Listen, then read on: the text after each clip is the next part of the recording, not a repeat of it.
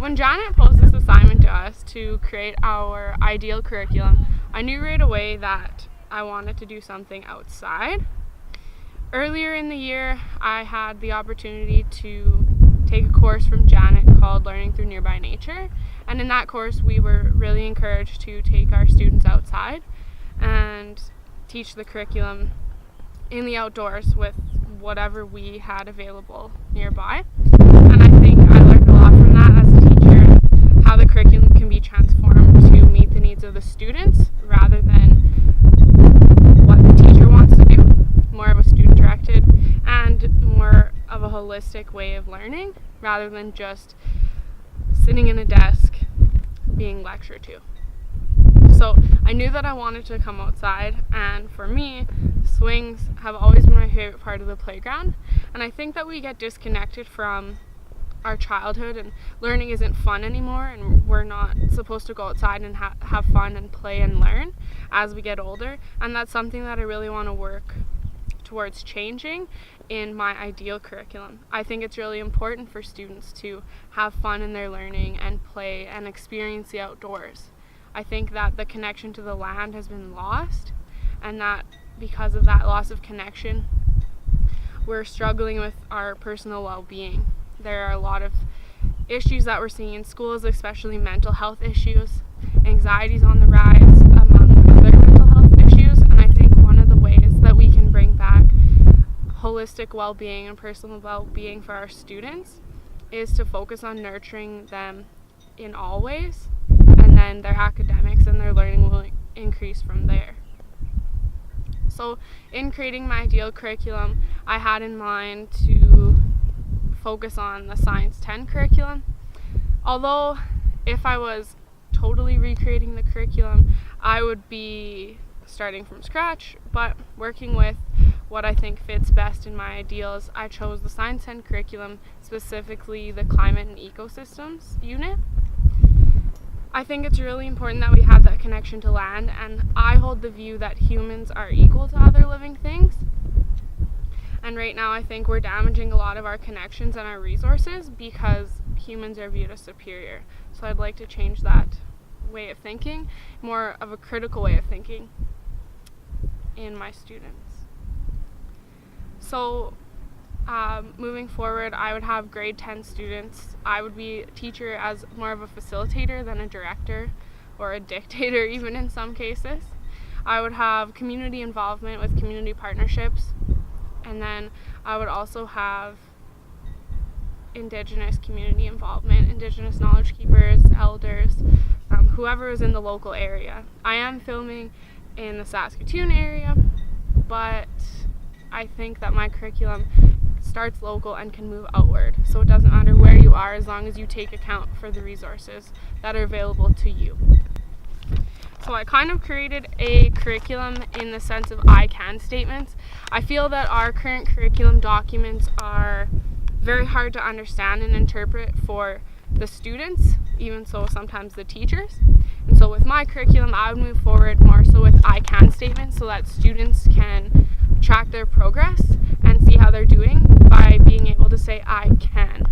And I think it's important to emphasize that students don't have to meet every single I can statement. That's not a measure of success.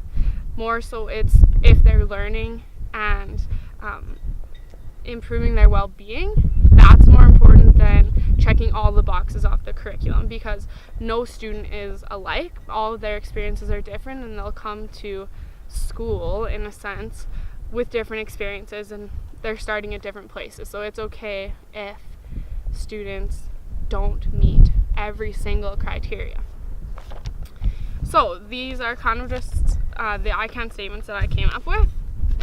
I can pose questions about the impact humans have on the environment.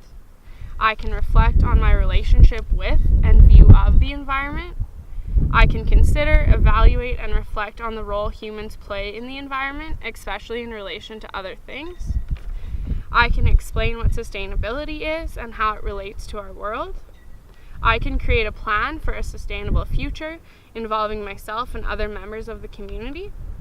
I can differentiate between weather and climate. I can recognize differences in weather and climate from past and present. I can use tools and/or information to predict weather. I can explain how weather and climate affect me personally in my day-to-day life. I can recognize the changing of seasons. I can understand and explain the water cycle. I can understand, explain, and model the difference between needs and wants, especially in relation to land use.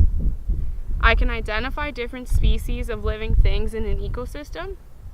I can understand and properly use science-specific vocabulary such as ecosystem, weather, climate, and sustainability. I can recognize changes in ecosystems through observation and/or record keeping. I can analyze perspectives of others respectfully. I can plan for the future using information, knowledge, and experience from the past or the present. I can represent my learning in at least one of the following ways: visually, orally, or written. I can read or listen to stories fully and actively. The idea is we're talking about what the students are learning, the curriculum documents themselves. Why do we even have curriculum? What is the point of curriculum? What is the point of the education system? I think the point of the education system is to teach people to be who they are, to encourage them to be their own people, but to be a successful member of society, wherever you fit into that society. It sounds very vague and very broad, but in my eyes, I think it's important that each individual is nurtured as a holistic being, that they're encouraged to learn at their own pace and about some of the things that they would like to learn about, rather than just cookie cutter learning so that every person comes out the same.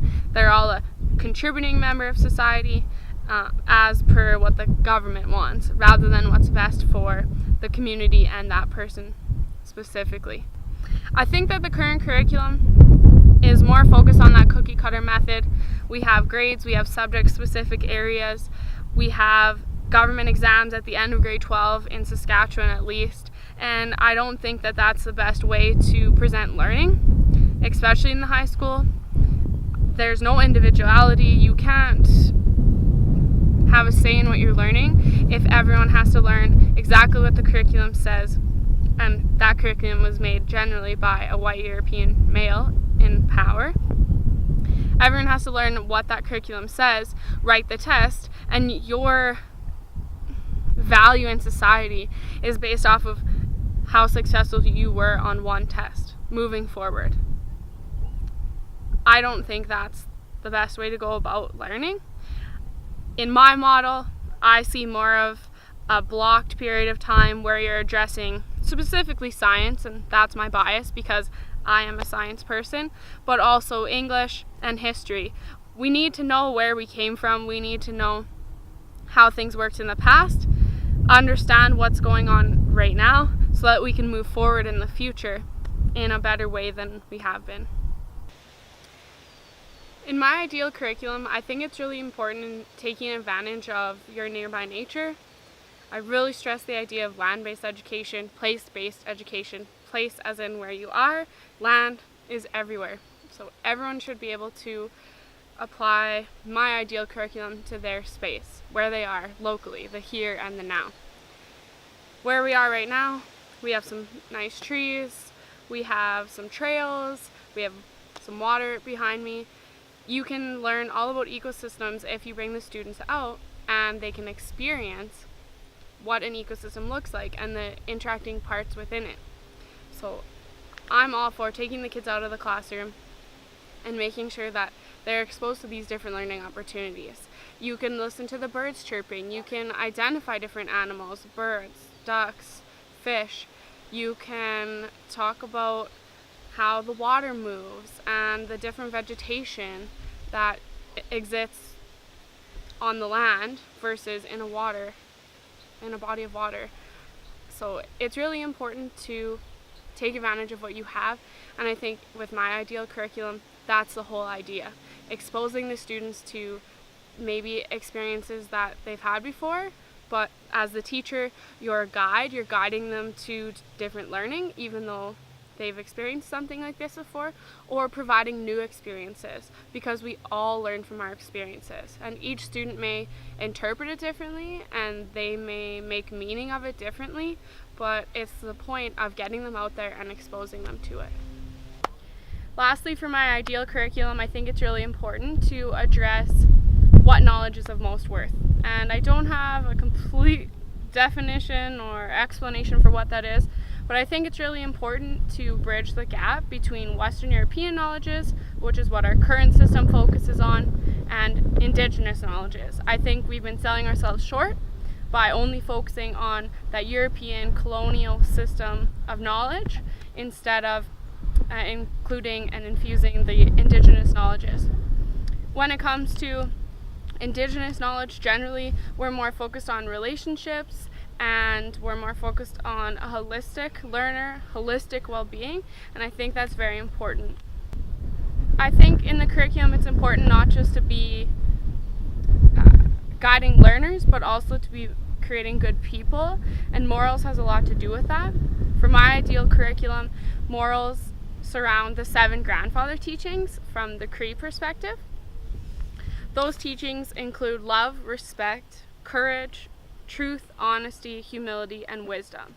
And the idea with my curriculum is that those would be taught through story from a traditional knowledge keeper, and then they would be modeled and discussed throughout our curriculum so that students can learn how to apply them and when, because that's really hard to teach unless you're dealing with it at that time.